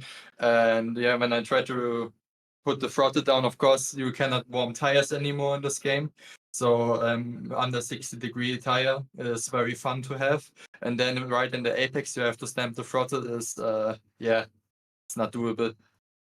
Fair enough. Yeah, well, before that though, there was some promise in the race. The first half of the race was actually going quite well for you. You had a nice battle with a nice DRS battle with Zexon and Elias. Did you think that the win was on the cards today? Yes, it would have been definitely like when everything would have went to plan. Like it should have stayed out. Maybe he would have stayed with Pool Diver. He's still in a Sauber. And then maybe would have had a chance here. Maybe I could have forced him to make mistakes for track limit warnings or something like that. But yeah, I definitely screwed myself today. Yeah, well, it's unfortunate, but it does at least give you plenty of promise to take into next week's race. And about the rest of the races, because you did show some very good pace and some good battling skills earlier on. So, what's your hopes for this season? What are you trying to achieve? I didn't have any idea. I didn't make any plans yet, to be fair. Like from what are my goals? I hope just not to get screwed anytime. Maybe a few podiums here and there. That would be nice. Yeah. Well, that's fair enough. I think, honestly, given the pace that you showed today in the racecraft, I think you could definitely fight for the top position. So, wish you better luck than what came your way today. And Mountie, you have anything else to ask? Yeah, just one more question. One last. I'm talking about qualifying here. I said a billion times that teamwork was going to be a big part of this year. You gave a lot of toast to your teammate. Obviously, it worked out a lot. I think it was second and fourth. You Yeah, think how important you think teamwork is going to be this year? Teamwork. Teamwork will be extremely important. We have seen Loris had Diver a lot today. I had Nada a lot today with my slipstream after I screwed up my final lap. So yeah, I said I'm gonna give you the slipstream now since I will not make a better lap on a slightly damaged front wing. So I guess there's really good potential in any teamwork you can have here, especially when everyone has odds in this competition. You see, Diver winning in a Sauber is like extremely good. So yeah, I guess it's a valuable point that everyone has to consider. Mm-hmm. All right. Mhm. Well, thank you for your time. Yeah, Thank that's you for me. for the interview, and yeah, best of luck for next My week's race. favorite German. Yes. Good luck, man. Yeah, thank you. All right. See you next week. Well, Goodbye. All right. And for the last of our interviews, let me just check if Tremashev would like one. Usually he doesn't, so I wouldn't get our hopes up. We have an alternative if needed, but let me just query him on that. Yes, he does want one. Very nice. All right, let's get him in. nice. All right, Tremashev, hello. Hello. Welcome in. It's good to have you in the commentary booth for an interview, and I don't usually tend to do those, but I think today's a special occasion, so it's a good cause to celebrate after a Yeah, very guess what? chaotic You think I race. can't be happy? You think I can't be happy? Well, guess what? I'm still not happy. There's a surprise. Oh my god. No, it was fun. It was fun. Yeah, It started miserably as always, but it came around. hmm Yeah, it's well, I mean, there was a lot to unpack. I think qualifying from your side was just average. I think it would be fair to say it's just a decent lap, nothing too out of the ordinary P12. Yeah, with Um, no practice, that's about yeah, okay. it's nothing too bad, nothing too good. So that was okay. And then just yeah, doing what you do best and just avoiding the chaos happening ahead of you in the race to get up the order. Was that just your strategy? Just avoid everything around you? Pretty much, yeah. I just waited for my moment. I used Quidbon as much as possible to pull myself forward. He outbreak himself so much and Yeah. put me in danger every single time. But yeah, I managed to deal with him. Managed to deal with all the crashes. I saw Cuban was wall riding backwards. It was, Yeah. it was so funny. Yeah, And just getting lucky mostly. It was. I still had enough pace to stick with the guys Yeah, ahead. exactly. That's Okay. the main thing with this game. So you just gotta, as long as you've got the pace to get into the DRS train, then you're doing as much as you need to, and then the rest is just all about the racecraft to avoid the chaos around you. We did see what you were talking about with Kvyat Banner seemingly having no brake pedal for half of the race. That was quite bizarre. Yeah. But yeah, you were lucky enough to survive that and eventually get ahead of him. There was a point in the race where I think it was after Laura started holding people up, where it was just complete chaos through the end of the first sector and into the start of the second. You got pushed off the track at one point, and I thought it might be all over for you, but then somehow you just managed to recover. So what was that Yeah, period I like? tried going around the outside of perhaps I was almost ahead, but I think he had like half a tire next to me, and even though I did still go as wide as possible, it just barely touched. But luckily the guys ahead weren't much quicker, so he didn't lose any time. All right. Well, yeah. At least it worked out in the end for you. That's the main thing. Mountie, you got anything to Yeah. ask? Well, I'm just gonna say I think we can close the polls now. I think you are driver of the day. Finally, it's Good been check. 4 years and I haven't yeah. had it. Dominant. What's your reaction dominant to this fashion. race? I personally said you were driver of the day. You did a great race. Obviously, you came out of nowhere, but you did avoid the traffic. Like I said, you were driving like Flash McQueen into cars one, just avoiding everyone. Like Phil Yeah, said, I terrorism. had my tongue terrorist out the stripes whole today. time. Yeah. So what? How do you feel about it? You said first time in 3 years, I think, winning driver of the day. How you feel it's finally come I mean, for you? I even won a race. I won a race and I didn't get driver of the day. I thought it was impossible. I thought it was like Max Verstappen just never getting driver of the day, but looks like it was possible after all. I was going to ask if it was your first podium, but I guess not then. Oh, I mean, in this game, I had a lot for F2. Yeah. Got plenty there. Okay. But this is my first podium for this game in F1 cars. Nice. Well, Probably the last, I Congrats. assume. Yeah, better late than never. Oh, At least you got one. I don't think I'm getting lucky a second time. Well, you never know with the DRS trains here. Who knows? Maybe Silverstone later in the season could throw up some kind of shenanigans. known for that, so. I would rather kill myself. Yeah, well, that's pretty fair. So yeah, thank you for the interview, and yeah, good luck. Well, actually, one last quick question.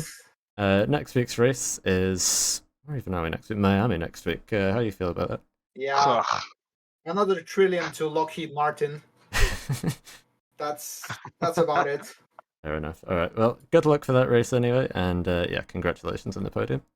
Congratulations. Thank you. All right. See you next week. Bye bye. All right. Well, unfortunately, we are a little bit short on time today, so that is going to conclude our interviews for the time being. And yeah, there are still a few more drivers who have their stories to tell. So if you're not in the server already, join the server and head over to the league chat there if you want to see any more of the inside insight from the drivers. But yeah, it's unfortunately we'll have to cut that a little bit short today and move straight onto the clips for stream section, because obviously we can't end up missing this, especially after a race like that. So if you give me a moment, I will try to get my screen share started so that we can watch these at the same time. Yep, so I don't look like a stupid idiot again. Yeah, yeah, okay. Let's do that, then that should work. I think the first one is going to be from Q-Man here, and I think we're going to be starting with the golden clip. Gold. Yes. Some gold. All right, let me pause over to the right scene. That should be this one. Okay, and let's take a look at this first clip from one pole diver here. We head down towards the first corner. This is on the second lap after the first restart, and all chaos is about to break loose at the first corner. Kvyat Bonner too late on the brakes. Q-Man has to go very evasive action there, avoids it very nicely, and then on his outside, yeah, the arrow is not there, and wow, he just gets sent backwards, and boom, clattered into the wall and tips over. That was almost reminds me a bit of the Mazepin accident there a few years ago. I hate to bring up his name in the Big 25, but yeah, so he does excellently well to avoid Kvyat Bonner, who, like we say, no brake pedal for some reason in a lot of this race. But yeah, so you see the arrow for Teddy Rotten, which is the driver he's going to make contact with, it's red here, it's still red, and then it goes back to white, so it indicates coast is clear, you've cleared the car. But I think what happens is from what I can tell from my little bit of experience with this game, the front nose, the very tip of the front nose cone, protrudes a little bit further out than the front wing on some of the cars, including the Williams. So I think what's happened is the end of the hitbox on the front nose has just clipped the rain light effectively on the back of Q-Man. That's been enough to tip him to the inside wall, and then once you spin across the front of the track in an area like that, it is as good as over. Especially with a train. Wow, that's crazy. Really riding the wall and spinning, it's crazy. Yeah. But yeah, the game kind of screwed him over a bit, but it's the joys of F1 24. Indeed it is. Alright, let's move on to the next clip. Right. We have the next one. It's going to be from Slinks here on, I believe, lap 1 of this race. My car just did not go. What the fuck? Well, I guess the issue started quite early for Blazer. Yeah. I think this is the first. Oh my time. god. Yeah. Oh my- Yeah. Oh yeah. my fucking Come on, just god. took out there. Just took everybody with him. Yeah, well, we don't have many pixels to work with here from Slinks, but even from the ones that we do have, we can try to assess. So what we've got happen here is Leland, Kavir, and Eno players, or Pluto, are going to be 3 wide. So yeah, Pluto goes a bit deep into the first corner. Kavir sees the gap, and yeah, there's nothing anyone's really doing wrong here. This is just a racing incident. Pluto's trying to turn it in, but once Kavir and Leland, you know, all 3 of them basically lock tires. And the way the physics model is in this game is once they lock tires here, they just go straight. There's nothing they can do about it. And Trimmer Shave, as he so often is the innocent bystander who just gets swept away towards the wall. Caught in that. He got caught in that and came third. Yeah, Can you believe that? it tells you how insane this race was, honestly. Oh my god! Yeah, like Charles Leclerc once said, it's a racing incident, so nothing worried about that. Alright, next one is going to be from Slinks once again, as there's Kavir Punner going too late on the brakes and up ahead of us. Oh my god! Oh my fucking... Oh my...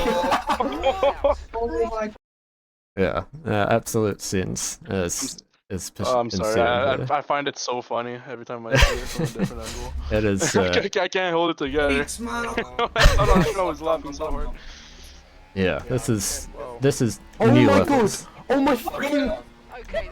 Oh my... Oh my Yeah, absolute cinema. Only in LRC do we do these things. This is yeah. This is a great, great moment of all time, right there. Honestly, this is up there with Baku season 4. Those who know.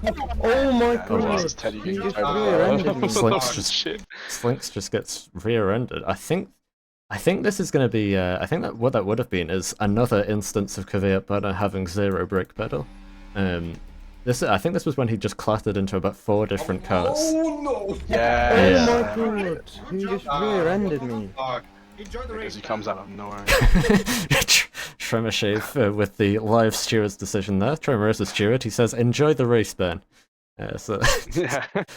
I'm sure we know which side of the coin he'll be arguing there. And another one from Slicks, left of his clips. I can actually pick the right scene. There we go. Take a look at this one, and this is lap 22, just after the previous clip. Contact with Kizil at turn 2 there. Leland having He just rear-ended me. And I don't know who it was. so there's Oh a my little god! issue. There it is. Yep. I got That was That's Flores getting taken out. because yeah. of his This is Teddy Bowen getting absolutely sick of Loris's shit and just saying, you know what? being a team player. Right there. Yeah. I mean, okay, Loris is being the team player for Pole Diver, and Teddy right here is being the team player for the rest of the field. Exactly. As he just completely pit maneuvers Loris and opens the floodgates for everyone to come through. I don't know who it was. I don't know if... Oh my god! They Unfortunately, double teamed them. They double teamed them. Yeah. They're so tired of them. They're double teaming them. unfortunately, That's funny. perhaps was just in the wrong place at the wrong time. You can see Alright, perhaps so unfortunate. up the road, perhaps does try to avoid it, but there's nothing he can do in that scenario. There's just come straight across the track, and It's so unlucky this race. It's actually I don't know unbelievable. if... Oh my god! yeah. It just gets, for us when you see what happened. Alright, next clip from Zuxon, if it can actually play, would be great. Alright, let's take a look at this one. Go gambling! Wow, that's quite loud. Let's go Let's go gambling! Let's go gambling, baby. Trust Zuxon to have a slot machine, of course. Okay. Next one, titled 07 Nade. I think we're gonna get a replay of the massive lap 1 incident for Nade coming out of the S's that just ended his race on the spot. It was very unfortunate. Let's take a look at this. What happened there? Because I didn't see it. Oh, yeah, you're gonna get a perfect view of it now. Yeah. And Nade's gonna run wide, gets the curb, and Oh got shit! Nada! No! Oh wow. Okay. Yeah. Yeah. That must be terrifying. it was Okay. just it was weird. I thought he had a bit more oversteer, but it's like, yeah, it almost looks more. It almost looks more like. I mean, he's not on a controller, so this wouldn't be the I case. was But gonna it say looks like control the disconnected. I was yeah, gonna say exactly. control It looks disconnected, like a yeah. controller disconnect, but he, as far as I know, he's on a wheel. So maybe the wheel disconnected. I don't know. I thought it was just losing it on the The curb. But steering wheel came out from the engines, you know. It's yeah. like, what? As far as I But can no, see, he is still turning left here. So yeah. In any case, something went very badly wrong, and I mean, very the curves on unfortunate. this track is so. It's if you ride them, this might happen. But Yeah, that's a crazy crashing. I can't lie. very unfortunate for him. Next one is another one from Zuxon. Got a couple more from him. Take a look at this one. This Is it guy. him? I told this guy. Which guy? Let's find out. We have Elias on the inside. Of course Elias he's still on gonna the push- inside. Elias, Jesus. Zuxon and Phil Of not course very he's gonna happy. put his car inside. And that's going to be the whole thing. Just a small one there. Just not very pleased at Elias. Racing a little bit too fast. Complaining to the FIA. Yes, Yeah. exactly. Okay. Zuxon. Now, next one is a clip from Zuxon again, titled "Welcome to Ferrari." What I think happened here Is that is the ball stacked? You think? Yeah. no, he didn't double. Well, I don't think he double stacked. Or maybe he did. But what I thought I saw happen, and I just assumed that I'd seen this wrong, or there was some kind of desync. But I could have sworn he had an incredibly slow pit stop, and that might have been what cost him. So I just assumed that wasn't the Oh, case. shit. But he Why did it already It press already X did for the me? turn, Oh and my that was God, why no, it was he so turned- slow. That's crazy. I have a bad pit stop. And that would be that cost him. Well, it didn't end up costing him too much, but Ferrari tactics. What The the game fuck? screwed him. yeah, had it not been for the safety car, that would have cost him big time, because that Yeah. extra second in the pit stop was the difference between getting DRS and losing it. So And yeah, exactly. Yeah. yeah, it's could have been quite costly for him, but luckily things ended up working out. Safety For car. this This must be reason, the flip. Oh my! She should have. I got my wish, guys. I got my wish. I honestly don't even know what this is gonna be. Oh wow, that's No.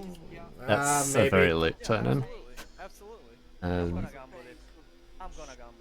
Yeah, I got what Wait, I what? wanted, just at my Oh, life. Zuxon goes deep into Oh the my first fucking chicane. God.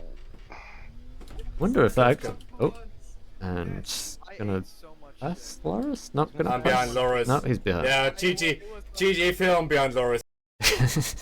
Yeah, that was not ideal there. And Teddy just Okay, now we have a clip from someone other than Zuxon, even though you can hear his voice. This one's from his teammate Kveabana. Let's take a look. and Teddy just. And here's another angle of the Oh flip. my fucking God. Yeah, Oh my goodness. short but sweet. Yeah, this quite a bizarre sight. One of these things is not like the other.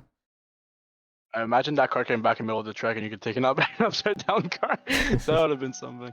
Alright, But more I from can't get- Zuxon, who's just polluting the chat. Let's see what he's got next. How's that promotion never hurts anyone? This Oh my. still under the safety. Yeah, of course. Yeah, of course. Oh, that's the one you almost touched. Yeah, Loris had been up right enough to get us behind pool Oh, diver. interesting. So Zuxon says that Loris held him up under the safety car to let Pull Diver through. Interesting. So That's Loris interesting. was Yeah, really yeah, playing yeah. the team game here then. Even more levels than we could already mean, see. His race was done 6 seconds. It was so close that he was like what P9 I think at that point. He Yeah. didn't put it in that before the safety car. I mean, from the team perspective, Loris drove a flawless race, but from everybody else's perspective, like we say, I think the viewpoint will be a bit different. I swear. Yeah, here's Zuxon's POV. Oh, there you go. of There the you go. incident. There you go. And I That's think fine. Zuxon actually Yeah, hits Teddy Q-Man just- here. Well, Oh my fucking God. What? that's I mean, in theory he What hits him. happened? So I think what we're gonna have here is some beautiful German-American desync here, because on Q-Man's screen, as we already saw, Zuxon definitely hits him Yeah. and takes off his front right tire, which is what Yeah. caused him to go upside down. Teddy. But on Zuxon's screen, he's ghosted. He looks like he's yeah. Oh my he's just, fucking God. Yeah, crashing to the wall. That is incredibly bizarre. Yeah. He loved this game. What a strange 114 sequence of events. BPM. Yeah. Yeah. Pretty fair. Ah, shit. This next one. Oh my god, Let's do there's no restart. grip. There's not anywhere. There isn't. Nice move there on Kvyat Bennett. Okay, no issues with tyre wear for now. Keep taking care of them. Oh, Okay, clear. That was interesting. Just a bit of a No issues Yeah. with tyre yeah. wear for now. I mean, to be fair, made the move. Well, he did go off track. I think in real life this is probably a penalty for Yeah, Kvyat there. oh, Okay, clear. We'll let the stewards decide, you know. That was late breaking. Yeah, yeah. Also, Type on it. I'm aware there is some minor connection issues with the stream. Minor as in Yeah. it's absolute garbage, but not a whole lot I can do about that, unfortunately. Hopefully it can hold out. Still about 7,000 more clips, so. Next one from Zuxon, if it will even play. Does not seem like it will even play. Ah. Where? And I think that's when Loris got taken out by everyone. Yeah. By I think my internet is at its fucking limit. To put it one way. yeah. No, I don't want to do that. Can I just can we watch the next clip maybe? No, we can, okay. Let's watch this one instead. Wait, I'll get you GRS for the. Now. Me? Yes. Why? I didn't know Lennon was in fifth by then. Goddamn. Yeah, Alon actually crossed the line quite high up the order. It's just the penalties that cost him. I correct. Yeah. Steady, not with That's you. it. Duxon trying to get him at the line. Ah, nice one. Damn it. Oh, close. He does get him on penalties though. Yeah, but still. Moral victory. Yes. There's more for the moral victory. The Leland Zuxon fight is a very storied one in LRC. It's been going on for a long time. So, Leland will claim I'm it too at the new for end. this. This is, I don't That's not remember the this part race. of the race. I think it's just, I'm not yeah, sure. raining in Jeddah? Yeah. I think maybe he went through a portal, I don't know. Unfortunately the clip won't play anyway, so, yeah, that's I guess just what happens when you send the wrong race. I don't know. He's still in the wrong race. Oh, there you go. Yeah, you got busted. I don't even know Is that what. pictures? No. Okay, good. I I didn't don't know think. what the hell is. Oh, that that's was- great quality. Fellas used some very strange method to send these clips, but anyway, here they are. A little bit of contact and that. Nintendo 3DS clip. Right? Yeah, that is what Kvyat was doing. Ah, damn. Oh, that's what happened. Oh, okay. Oh, he got screwed from that. Yeah, Damn. Kvyat went through an interesting stage there. Okay, Yeah, you got busted I anyway. think that's fine. Come on now. Yeah, That's the same one. yeah, it's Good job. Good job. I think it was three, maybe four cars that he hit in one turn there. It's quite interesting. Yeah. Next one is... Oh, okay. GRS. Nice, okay. There we go. I mean, This is lap 23 of the race. We're about to go almost 4 wide. And doesn't go very well for Phil. It's actually the rear locking that spun him out. I think if it wasn't for the rear locking, he probably would have just got spun anyway from contact. So kind of helped him there, a little bit of handbrake turn. Yeah. Next one. And I think for now this is the last one, and this is his view of perhaps just turn across him. Is his way of seeing it, I'm sure. And perhaps we'll say that the gap wasn't there. So, yeah, like I say, I'll let the stewards argue that one out. But Yeah. I got my own opinion. I don't want to say anything. But Yeah. obviously I do not drive, so I can't say shit. But yeah. alright. Well, before my internet completely goes kaput, I think that is as good a time as any to today's oh my god, I can't even speak anymore. To end today's race. So, yeah, thank you all for tuning in today. It's been a very hectic race, plenty of action, exactly what we expect if we're being completely honest, from very close competition to quite a lot of too close competition with some contact. So yeah, very entertaining nonetheless, and we'll be back for the second round of this in a week's time, like we say, in Miami, same time next week. So yeah, make sure to be there for that. Actually, I'm not certain if it will be the same time next week, because we don't want to clash with the real life race at the same track, so maybe at a different time. That's true. That remains to be seen. I finally have a normal time for a race! Yes! Yeah, remains to be seen exactly what time it will be. Make sure to stay updated in the Discord server to be sure of that. But yeah, whenever it is on, we'll be there on Sunday next week for round 2 of the season, where this chaos will continue over to the States. So yeah, Mountie, you got any closing thoughts on today's action? I don't know if I'll be there next week, but if I am, Miami, I have a lot of opinions about this race, so I don't know if I'll be there, even though if I can be there. Alright. But it'll be interesting to see if street circuit again. So we'll see what happens. Alright, well, my internet is dying by the second, so let's wrap this thing up now. Thank you all for coming out tonight. It's been a good Yeah, thank race, you guys. and yeah, we will see you in about a week's time. Good night.